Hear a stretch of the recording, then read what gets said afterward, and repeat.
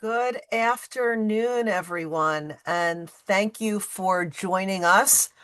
I am Kathy Neifeld, an Executive Vice President at SPG Life and Annuity, and our Advanced Markets webinar for the month of July is on special needs planning. Our featured speakers today are our Chief Advanced Markets Officer, Gonzalo Garcia. We refer to that as CAMO. He is our CAMO guy. And Gonzalo is being joined by Charles Perrault, we call him Chuck, who is the Vice President in Advanced Planning at Prudential. Chuck joined Prudential's advanced planning team in 2014, and he has over 15, 16, 17 years experience in the role. Chuck, your bio, you're aging according to your bio, as we all are. But as part of the advanced planning team, Chuck helps producers develop and close numerous variety of different kinds of complex cases, including being a resource for mirrored loan scenarios and questions. Chuck produces most of the marketing presentations that you see on behalf of Prudential, and also is responsible for generating much of the content at their meetings. And Chuck travels around the country talking with advisors. So if you've got an advanced market or case, a mirrored loan case, or specifically in this situation, a case involving special needs planning, Chuck is a phenomenal resource, and SPG Life and Annuity works closely with Chuck on all of these opportunities.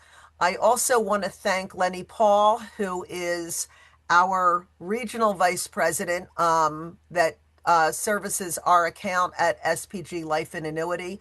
So for everything that goes right and for the few things that go wrong, Lenny is responsible for making everything good in our world with Prudential. So thank you, Lenny, for being a part of this. A little housekeeping as we roll into this webinar. If you have any questions, please type them into the chat. I'm sorry, not into the chat, into the Q&A. And I will be monitoring them as they come in. I will do my best to try and get the presenters the questions in a timely manner. If I can interrupt them, I will. If we don't get to them as they're being addressed, we will get to them at the end. So thank you for your patience in that regard. And without further ado, I am going to turn this over to Gonzalo. So take it away. Great. Thank you. Thank you, Kathy. It's great to be here again for I think it's our fourth webinar as SPG Life and Annuity on the advanced market side. We do these every month. We are going to take the month of August off, but we will be back in September, and you will have information on what the next topic is. Today, and I want to thank Chuck for being on the call with me today. So we're going to try to make this conversational. We'll go fairly quickly, but we do have a lot to cover, and we certainly want to leave time for Q&A. So just a little bit of background in terms of why special needs planning. And I think that for those of you that know me, you know that I have a daughter who has some special needs. Ironically, my colleague, Todd Miles, who's the Chief Sales Officer at SPG Life Annuity, does as well. I'm sure that many people on the call here have a child who may have some special needs. And certainly you all deal with customers that have children in some way, shape, or form may have some special needs. So I think it's a really, really important conversation, but it's not a conversation that is overly complex. There's just a ton of opportunity here because there's so few people that are actually kind of really understand how to best do this. So we're going to cover in about 30 minutes, we're going to cover kind of six things. One is kind of identifying the problem. We're going to give you guys a framework on how to work through some of these cases. We're going to show you how insurance can be highly effective for solving an awful lot of needs that come up with families that have special needs children. Um, One of the things we always worry about, and I don't think people talk enough about it, is okay, that's great when the parents are around. And they're not sick themselves, all's good. But what happens when mom or dad need care as well? We're going to walk you through a case study, and then we're going to share with you how we can engage in this conversation with you and help you on your cases that may have special needs children. So, um, let me just kind of set the stage here. So, and this shocked me as I was kind of reading through all the material to prepare this presentation. And I have a number of friends that have autistic children. That is 1 in 31 kids today have some level or are on the spectrum, autism spectrum at some level. Nearly 2/3 of them, and that by the way is up from 1 in 36 just 2 years ago. So we're seeing a higher incidence of autism. But that's just one area, right? That's one area of a special needs situation. And some of those children are borderline and or worse, have an intellectual disability that is a lifelong dependency. So there's an increase in that, and certainly in other areas. This one is kind of a sharper thing, is that there's somewhere between now, I think the latest studies now are showing a number a little bit higher than this, but this was a survey done in 2025. Over 600,000 families have put themselves on a list for Medicaid home and community-based services and are waiting. They're waiting for services. So those are people that have raised their hand and have said, we think we need help today, or we think we're going to need help at some point in the future. So pretty large market, and that's just the people that have raised their hand and are on a waiting list. Um, so when you think of special needs children, identifying an amount that will be needed and really understanding that leaving it to a sibling and hoping that things will work out, or self-funding and hope that you structured it correctly, it can be a terribly expensive problem. And not a lot of people kind of know how to navigate through this. And you've got kind of three levels of disability, right? You've got children that are completely and totally dependent today.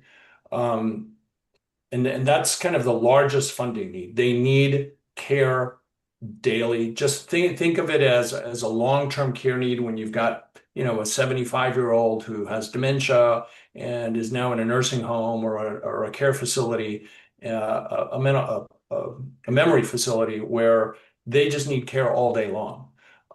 You've got a number of people in category two that, they do live independently, they can earn some income, but they're never fully self-supporting. And that may be the largest opportunity. And then you've got others that have a deteriorating condition that maybe not needing care fully today, but they will have a need in the future.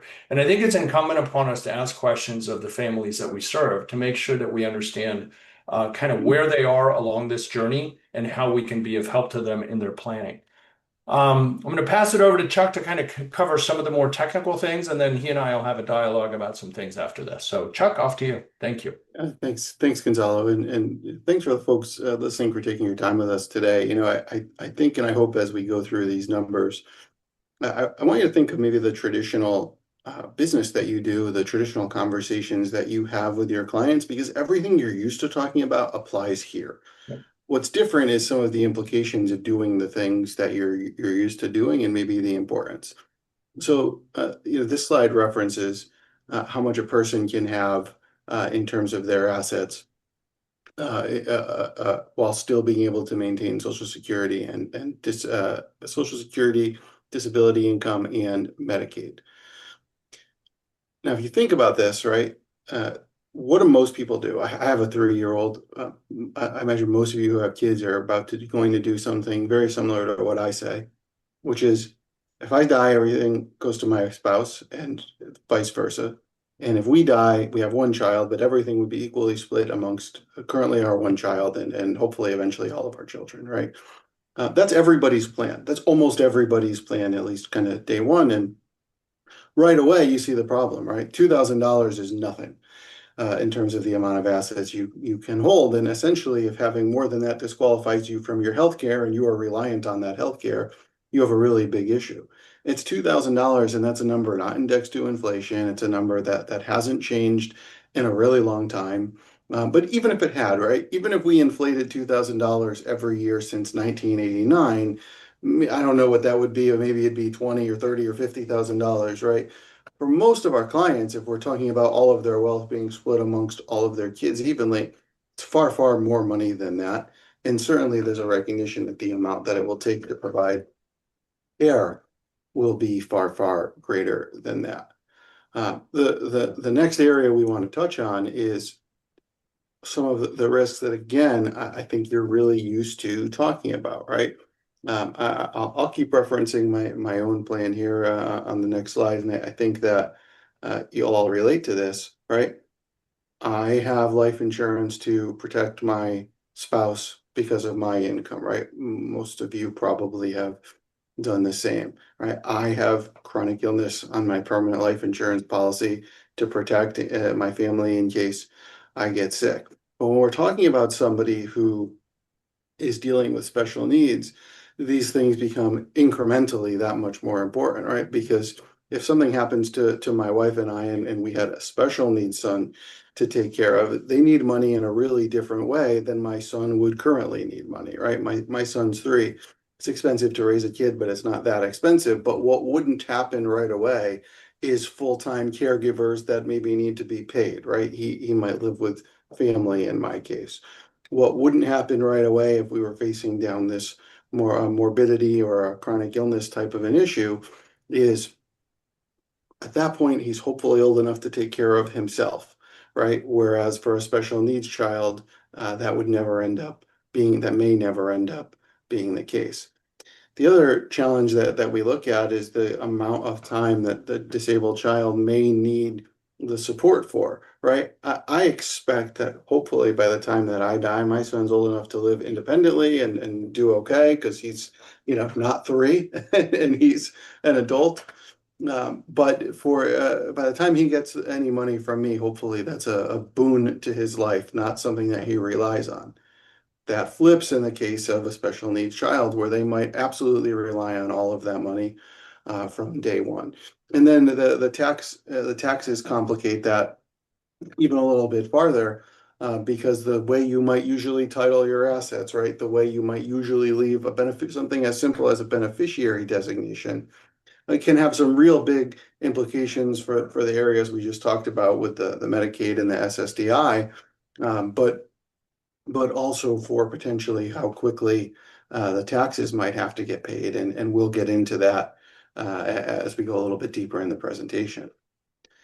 Hey, Chuck, let's talk for a second about that. And I know we actually never talked about this before, but it just occurred to me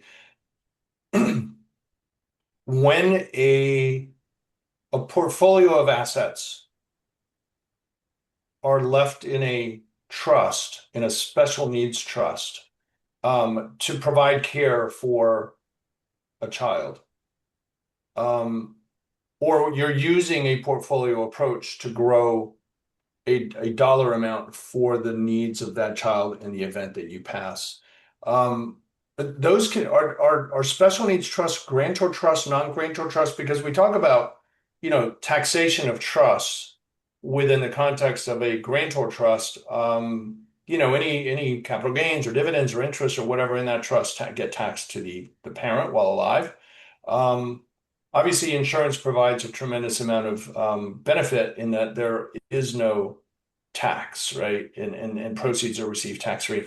Are you comfortable getting into the differences of the type of trust and the taxation of assets in the trust relative to why insurance and why that's so beneficial in these situations? Yeah, and a lot of the answer to that, Gonzalo, depends on exactly how you get there, right?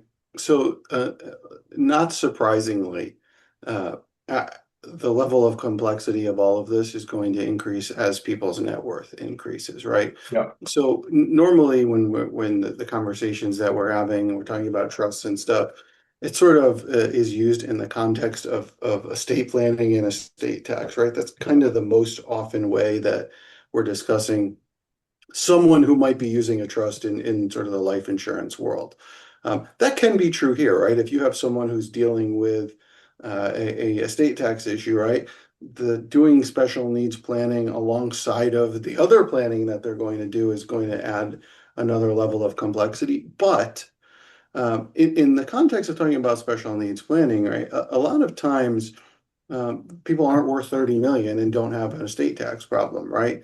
And the trusts may still be needed for different reasons, but it would be meaningfully less complex to get the money into the trust because you can simply continue to own a lot of those assets and there's not that concern about getting out of their name. So sometimes the vehicles that we end up talking about in special needs planning are like don't even we build them now and they never really get used until the end, as Right. opposed to maybe a more traditional estate planning conversation that we might have where you're creating an islet and putting money in that islet and the life insurance in the islet right now because you have to. So it really just the path there is not a straight line. It's really going to differ pretty dramatically based on the net worth of the client. So Great. potentially everything you said is a problem. Yeah. It also just potentially isn't. So nothing much changes in the planning. If you're already doing estate planning, I mean, this is just kind of a bit of a continuation of that and making sure that you check some boxes along the way. So, Hopefully, if we're doing it right. yeah, yeah. Well, let's keep unpacking this. Yeah. Yeah, so when you start talking about SSDI and Medicaid, right? These are the primary things that somebody might have access to in terms of kind of broad governmental support for their care. Medicaid's kind of the obvious one, right? For most of the people that we're going to talk about here, financially they're going to qualify for Medicaid. That is going to pay for the bulk of their ongoing care simply because there's no real ability for them to earn material income. But it also really gets into um, exactly how much help that any particular individual might need, right? I mean, there's special individuals that we might think of as special needs that can also hold down like a reasonable job and make an actual amount of income and may potentially be able to have a job that has their own health insurance, and that might make sense for them to have. There are others where the only thing that will come in is that the Social Security uh, uh, the Social Security income that they have because they are special needs. And Right. there are and there are others that are kind of a combination of both, right? I have my whatever 40 quarters in to qualify for my Social Security. If I become disabled, I could qualify for SSDI, right? So if you, which is Social Security Disability Income, that is different from the SSI, Social Security Income, that somebody would qualify for um, based on kind of being special needs. So the again, kind of the path of how you get there makes a big difference, right? There Yeah. are an SSI is supplemental security, not social security income. But the path of how you get there is also really going to have an impact on the resulting benefits that you get. Because if you're able to work, if you have worked, and maybe something happened along the way that caused you to need to do this planning. These are all just different things that might be available. Now, one of the good news parts of this is if you have a client who is engaging with this, they likely know much more about this than you. They've already been dealing with this in a lot of cases for their attorneys, with their attorneys. And I think for those of you on the call, the goal is not to be an expert in this. The goal is to be aware that these things exist and are the things that the clients are trying to largely plan around. Yeah, and I will add to that, Chuck, and you and I did chat a little bit about this. You know, many times the families that we're working with, and I will put myself in that category, dealing with Medicaid and the Social Security Administration for a 22, 20, 25-year-old child who is able to have some amount of job, right? They can do pet walking. They can work in a coffee shop. Most of those places don't have health insurance for the employees. They work part-time. They don't make a lot of money. They will never be self-sufficient. And dealing with Medicaid and Social Security Administration is such a brain damaging experience that families of some amount of means will take it upon themselves to do, how do I take care of my child in a way that does not put them in the place where they kind of have to deal with this bureaucracy. You want to take advantage of all of the programs and capabilities that the system has to help your child, but more often than not, people take it upon themselves to deal with it if they have a certain amount of means and are doing other type of planning. So it's as Chuck said, I think a lot of people will know a lot more about this than we do. I have some knowledge because I've dealt with this for 30 years, but not an easy process. Able accounts, Chuck. Yeah, able accounts are a relatively new type of place you can put some funds for people who have special needs concerns. So think of an able account like a 529 account, but instead of being for special need, instead of being for college tuition or education funding, an able account is for caring for folks who have special needs. They're relatively new. I think they're in like the 10 to 15-year-old range. So there's some knowledge out there about them. There's some people who are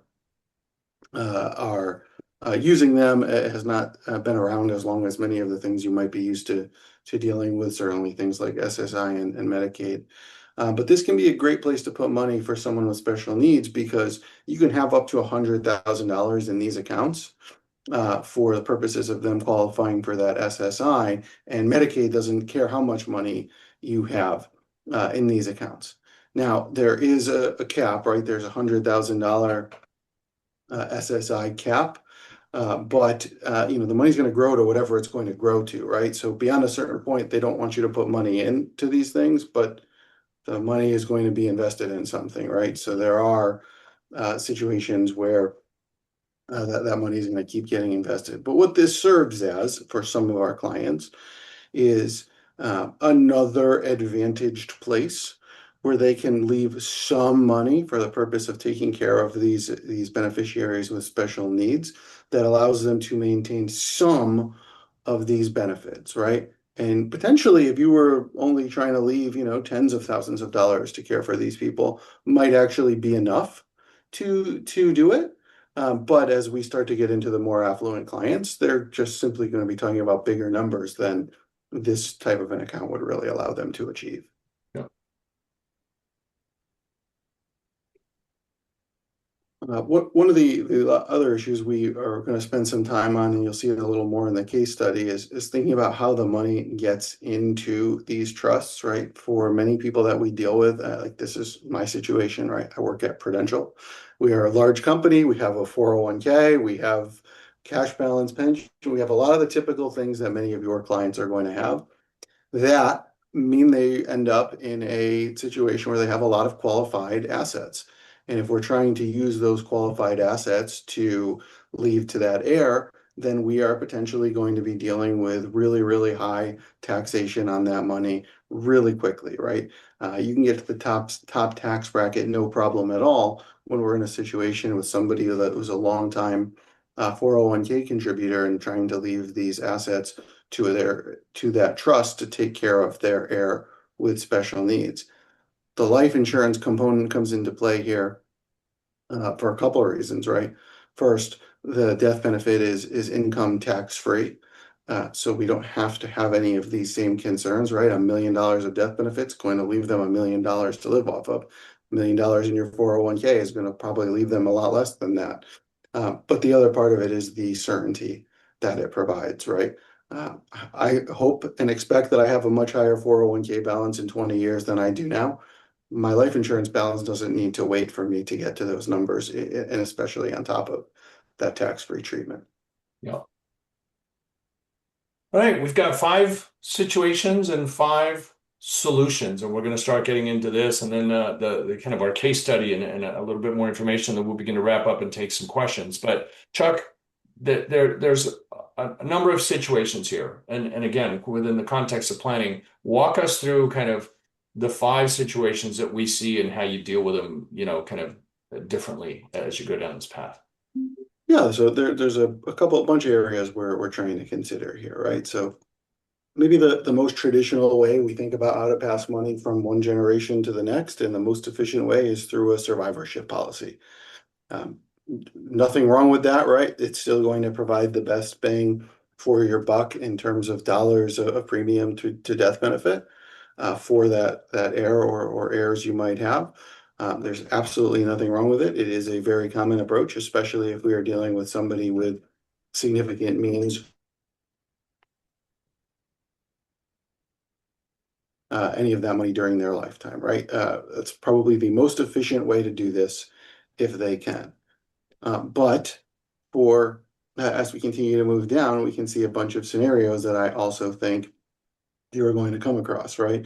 You may see a single parent. You may see someone who is already widowed or just simply perhaps divorced. In those cases, you are going to have to look at a single life policy. There's nothing wrong with that, right? It's not going to give you quite as much bang for your buck as the survivorship policy would, but will certainly accomplish the goal of death benefit getting to the trust to take care of the special needs beneficiary. The other probably big advantage of a single life policy is there are considerably more LTC and chronic illness riders available on single life contracts, and the way they work tends to be a bit more favorable than on a survivorship contract. This can be a really big deal for kind of two reasons, right? The first part of that big deal is it's going to provide funds to take care of us if we are sick, but it also lets us be in a situation where we're using the other assets to leave to that next generation. The problem here is it can be kind of a double-edged sword if this is all we do. If we have one policy and it's sort of a dual purpose, chronic illness and death benefit, and we use it for the chronic illness before it gets to the death benefit, we can have some challenges. So we may want to think through that as we go through these case studies. Large IRA, again, we touched a little bit about that. I think you'll see that in a little bit more detail as we continue down our path here.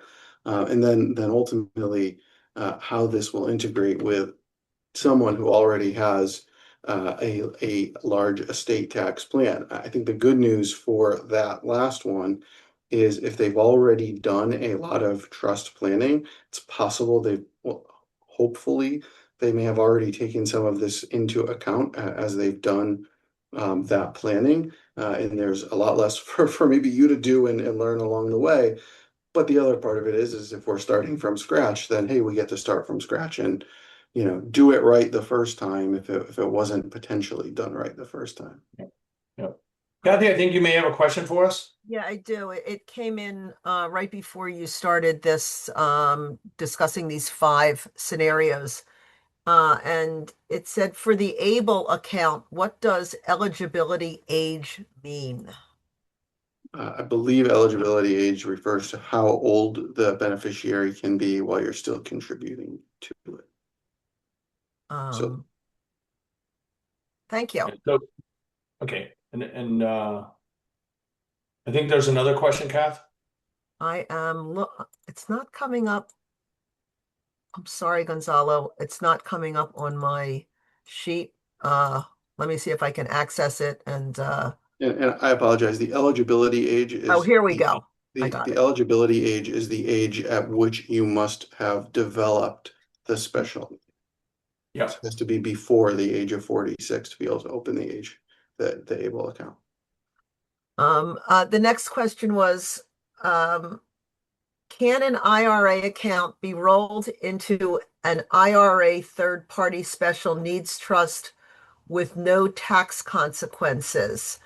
The individual asking the question said that he was told that the 10-year withdrawal rule does not apply that the special need recipient can take withdrawals based on life expectancy. Yeah, so the stretch rules, the 10-year stretch gets extended if you've got a special needs child. Is that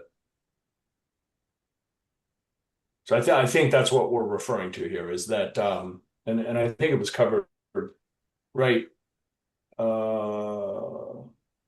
It was covered somewhere in one of the slides where, in effect, what happens when you have a disabled child is that you are able to not just use the stretch, but the stretch can be then, like, remember the old lifetime stretches that we used to have? You can stretch it well beyond the 10-year period and for the life expectancy of that child. Yeah, there's good and bad. I mean, there's nothing bad to that, right? They have more options available than non-special needs beneficiaries. You can never say that that's bad, but now we're in a situation where somebody with multiple kids might have to be doing different things for different kids. And again, they're already going to when one of them is special needs, right? And they're trying to care for that, but it's just an extra thing that has to happen, right? We wouldn't want to do something like the way you leave your beneficiaries in there can have a really, really, really big impact because of the way that part of the money might have to go into this trust, whereas the other money might be able to be left directly to the children who are not special needs, right? Because you can't leave it to the special needs kid and then potentially establish this down the road. It sort of should all be done ahead of time, right? So it's not bad, it's just a little bit of extra complexity. Thank you. And then Michael is commenting again, there would not be the 40% tax if it's rolled into an IRA third-party trust. Yeah, and you can do that stretch. All right. Okay, thank you. I think we talked a little bit about this. You want to expand on this a little bit, Michael? I'm sorry, Chuck. I think we covered these, yeah. Mhm. And so let's get into the morbidity gap. And I think this is again kind of what a lot of people, I'm not going to say miss, but not immediately first top of mind is when those parents that are caring for that child, maybe an adult child, maybe a young child, have their own needs for care, and they haven't properly planned for it, you've got all sorts of challenges as well. Because now you got, two people that are in need of care. And there's just so much opportunity using some long-term care riders or chronic illness riders that can provide a fair amount of support as you go through this process. So when a parent gets sick, income can stop, assets then begin to get drained for the parents' needs, and then you've got the caregiver, the primary caregiver, who is also now sick. It gets really complicated. Chuck, I don't know if you want to comment any additional there, but I think that's fairly self-explanatory in terms of kind Yeah. of the Yeah, obvious. I would just add a typical way somebody might address this when they get sick, right, is their kid takes care of them, Yeah, right? And so that has a positive effect on their own assets because the kid's taking care of them and they're not spending it for somebody else to do it, right? That option likely doesn't exist in this case. And by the yeah, way, even if there's a situation where there's multiple kids, right? Well, who do you want the non-special needs kid to now take care of? Mom, dad, or the special needs sibling, right? Like we're adding layers of challenges into this that complexity. normally the child might just step in and do some of the care. Yeah. So we've already talked a little bit about this, right? But kind of closing that morbidity gap, and there are clearly solutions that we have available to us, both in chronic illness riders or long-term care riders, but whether it's a hybrid contract on an LTC or whether it's a single life, or even some second to die contracts now have some chronic illness and LTC riders. So we should be making sure that this morbidity gap issue was brought up in conversations with your clients and certainly the COIs, because not everybody's always aware of what is available to us relative to solutions that may create that may minimize some of this morbidity gap problem. Chuck, do you have any additional comments on that? No, your note on here though, I think we should emphasize, right? You can put a rider on these policies that are designed to be left to your trust, but you maybe need to size your policy differently, right? Yeah. Because you might, if you need for sure the money to do both things, or at least potentially, then you probably need a bigger pool. Yeah. Yeah, and that's a great point. I mean, if at the end of the day the parents consumed all the benefits and there's nothing left for the beneficiary of the trust, we've got a problem. So sizing them appropriately. And what I've seen, some companies do is, okay, I've got a $2 million policy, but I'm going to have a $1 million long-term care or chronic illness pool, right? So you don't consume all of the benefits that were intended for care of the special needs child, but you don't walk away from the opportunity of having care yourself. Right. So, lots of options and lots of flexibility here from a product solution standpoint. Um, Yeah, I think this slide just Crime emphasizes protection that, right? separate. Go ahead. I'm sorry. Yeah, this slide just emphasizes the other route, right? The last slide we were having one policy do two jobs. The other route we have here is to have two policies to do two jobs, right? There's advantages and pros and cons to both ways of doing it. Again, I think the most important thing to recognize here, no matter how you go about this problem, is the recognition that you sort of have two separate problems and to solve for the sum total of both of them, not say, hey, I need $1 million to go to my heirs. I might as well throw on some chronic illness and then find out that you did get sick and now there's not much left to take care of your kid. Right. Yeah. And those are great conversations to bring forth with clients and of course centers of influence as you're working in this market. Again, because not, we take this for granted. This is what we do every day. Not everybody is aware that some of these products exist or that we can combine them in certain ways to make sure that you've got maximum efficiency to cover the needs or the objectives of what the planning is. Let's kind of talk about this case study, right? I mean, you've got couple 45-year-old, 47, 45-year-old, they've got an autistic child who's receiving SSI and Medicaid. As so many people do, SSI and Medicaid, it's okay, it helps, it's not enough. This family has estimated a supplemental need for the child, for Michael, of $2 million. What keeps them up at night? How do you begin to deal with the gap in their plan? So clearly they're concerned. Who's going to take care of Michael when they're gone, and or what assets are available to help? And their IRA names the child as the contingent beneficiary, which is clearly a problem. I mean, somebody mentioned a trust before, so a third-party trust. And we're going to get into kind of just some of the ideas that you may have in a situation like this. And we're seeing this more and more. So we're seeing special needs cases on a much more regular basis than we used to before. So Chuck, few options. Kind of how do you run through this?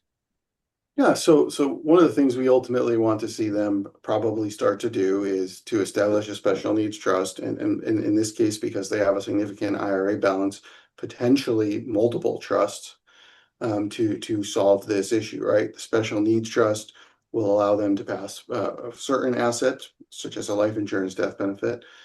They may also want to fix these beneficiary designations and also create an IRA conduit trust that allows them to receive that money and stretch it out over their lifetime. Now, one of the things I'd encourage you all to check is if your clients have done any of this. IRA trusts may work a little bit differently since the Tax Cuts and Jobs Act changed some of the rules. So you always want to review their existing documents, but really importantly, that IRA trust is still only ever going to do one of two things. It's going to pay out that money directly to that beneficiary, which can cause them problems. Even if they are stretching it, it's still money that might disqualify them. Or it's going to continue to hold that money in the trust for a period of time. That's good from the one perspective of it's not going to pay it out and it's not going to disqualify them. However, we now have assets held in trust that are potentially at significant tax brackets going forward. In this case, right, they're both young, they're both insurable, so an ILIT probably can make a good amount of sense here. For a 46-year-old, mid-40s-year-old couple, the dollars it takes to buy an iLet are frankly a lot less than I think most people realize, because they have so much time ahead of them. So they could potentially short pay a really large pool for their heirs at such a young age that the cost isn't even all of that noticeable to them, especially if they're doing okay. And maybe we hedge that morbidity risk while we're there, and while they're young, put some kind of LTC feature in place so that the policy that is meant for the heirs doesn't drain their resources if they do be in a situation where they require that extra care later in life. Yeah. So, and then, because we're talking to Lenny Paul and Chuck Perrault, we're going to look at a few options available by Prudential in terms of both single survivorship and single life coverages. So you want to cover this? Yeah, for sure. So on all of our survivorship contracts, we have the ability to add our chronic illness rider. So if we look at this example, a $2 million death benefit survivorship contract is a little under 18 grand for a 20 pay. So all in, what would that be? 360 or so to pay up $2 million, fully guaranteed for their heirs. That's what I meant a few moments ago when I said it can be really cheap for these people relative to the amount of death benefit they're going to get for the survivorship. They're going to have a chronic illness benefit that's well over the IRS cap at this point. So they'll be able to max out whatever benefit the IRS will allow them to receive with a death benefit this large. And because we use an indemnity style rider, the money can be used for whatever purpose they need, right? If they get sick, they don't have to go into a facility. They don't have to do anything in particular. They get sick, the rider pays, period, end of story. That's how it works. They can use the funds for whatever they want. If you compare this to the cost of them both doing $1 million single life policy, right? What you see is it's a not insignificant amount more money. There are pros and cons to doing it both ways, right? You pay more, you also get potentially a little bit more flexibility. You also get potentially different needs solved. So there's nothing wrong with doing that, but from a pure bang for your buck, the survivorship is absolutely going to give them the best version of that. Yeah, and I don't know that there's any one right answer, right? I'm not saying that, 18,000 versus whatever 21.8 or somewhere in that range is a huge number. But it does give quite a bit of flexibility. So think of something happens to one of the two parents, the second parent who is now the sole caregiver and now taking care of a spouse in addition to a disabled child, or having the spouse die and receiving proceeds to help him or her, who's ever surviving, to deal with the special needs child and continuing to provide services and support as needed. So no right or wrong answer. It's just flavors of chocolate and vanilla, I guess. And honestly, you're still probably looking at both single life coverage and a survivorship policy for people like this, right? The survivorship contract is great to solve their need for care for their special needs child down the road. It does absolutely nothing to solve the need of spousal and family protection if one of them Right. dies earlier than they expect, right? So you may not, frankly, even have to choose between these two things. You might already be in a position where these clients should probably do both. Yeah, yeah. Certainly if they have means, right? So, all right. So kind of there's a we got to get the structure right. We got to make sure that we've got the right money going at the right time to the right place and all that stuff. And let's cover kind of this flow and what mistake kind of undo it all and create some problems. Yeah. So the first step on here is the eyelet. And I would even say for some of your clients, that's not necessarily the case, right? Uh, if you're in a situation where you don't have a federal estate tax or a state estate tax issue, you might even just be able to own all of this stuff personally. So the eyelet's not going to hurt. There's a lot of reasons why somebody might still want to do that.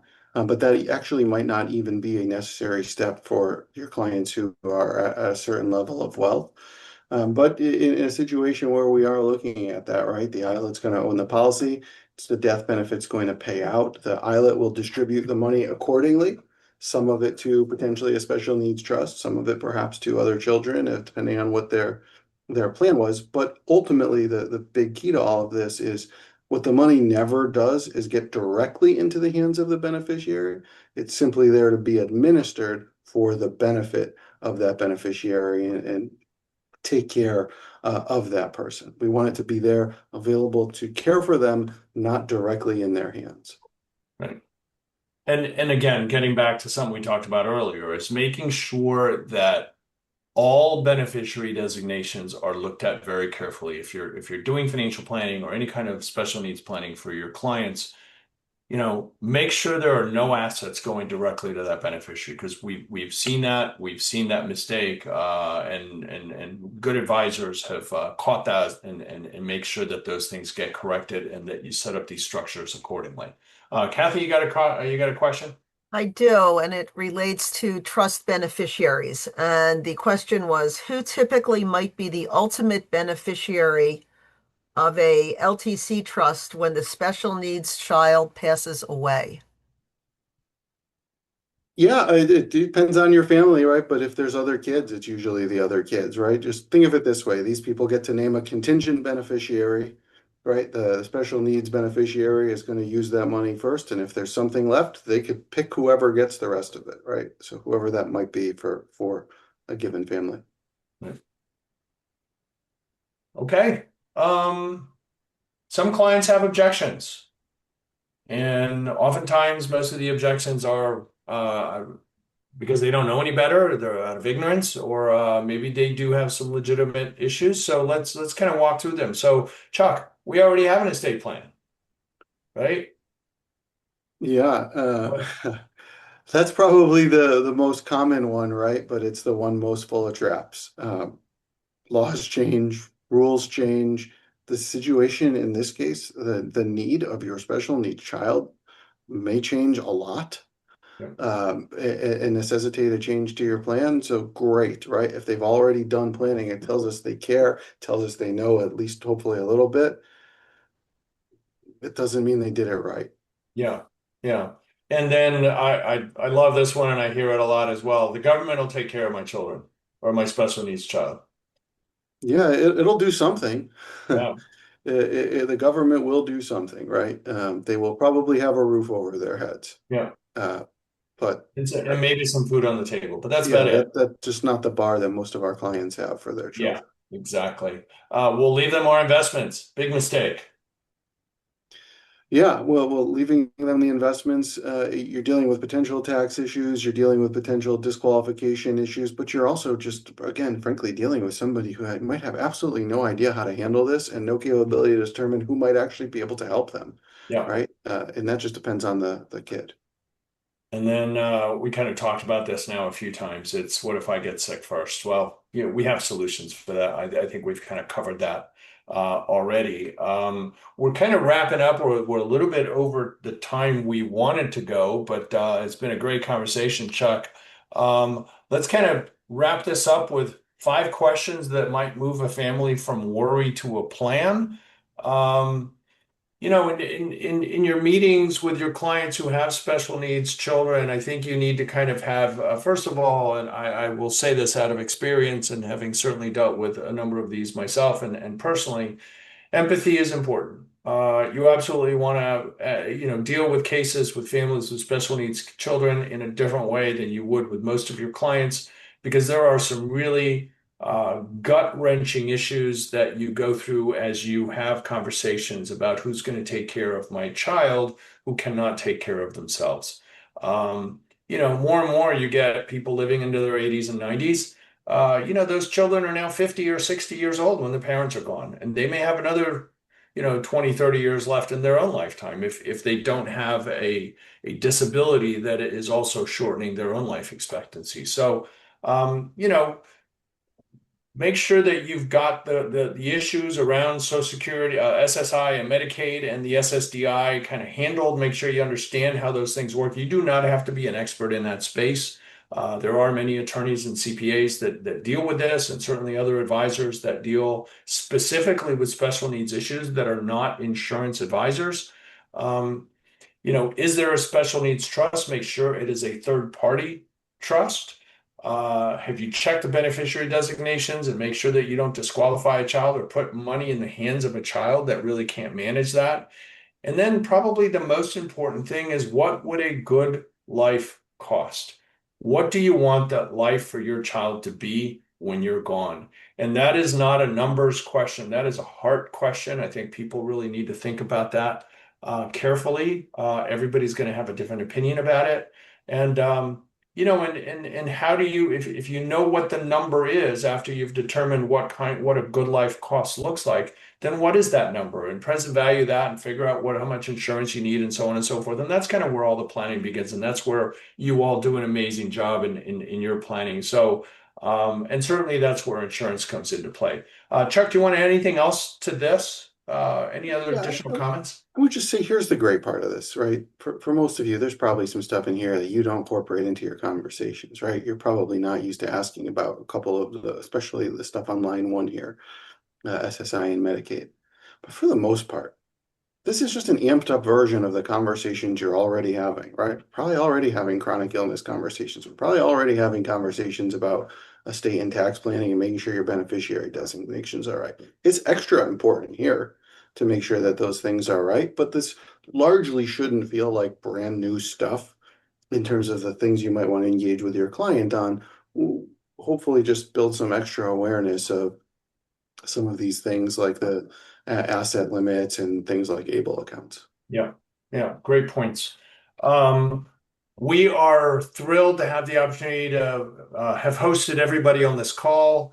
I'll pass it over to Kathy, but when you have cases that you may need help or support on, SPG Life and Annuity has a great team of people that are here to help you from an advanced market standpoint, from a product selection standpoint, from a underwriting standpoint. So give us a call. We have a lot of material that we're happy to share with you all. And I've seen a couple of questions that have come up that are these slides going to be made available? The answer is we will push these slides out. So look for them And as part of what Gonzalo, we're. in that regard, my suggestion would be if you would like a copy of the presentation, please reach out to your wholesaler and request the presentation, and your SPG wholesaler will be happy to forward it to you. If you do not know who your SPG wholesaler is, or if you are new to SPG and this is the first time that you are reaching out, please reach out to Lisa Mitchell, who is our director of marketing, and she will make sure that your inquiry is forwarded to the appropriate person, and you will be able to get a copy of the presentation that way. Once again, I want to thank everybody for joining us. As Gonzalo mentioned, we are taking August off, so I wish everybody has a nice summer. We will be resuming these monthly advanced markets presentations in September. The subject matter for September will be split dollar planning. So please be sure to be on the lookout for an invitation to that webinar. And again, if you have any questions, comments, concerns, any opportunities, if there is any way that SPG Life and Annuity can help you with life, annuity, disability, long-term care, any planning need, please reach out to us. And on behalf of everybody at SPG Life and Annuity, I wish you a great rest of the summer, and hopefully we can help you end 2026 stronger than 2025 ended for everyone. Thank you. And Chuck, thank you for being with us, and Lenny for joining us as well. Everybody have a great summer. Appreciate it, and look forward to seeing you again.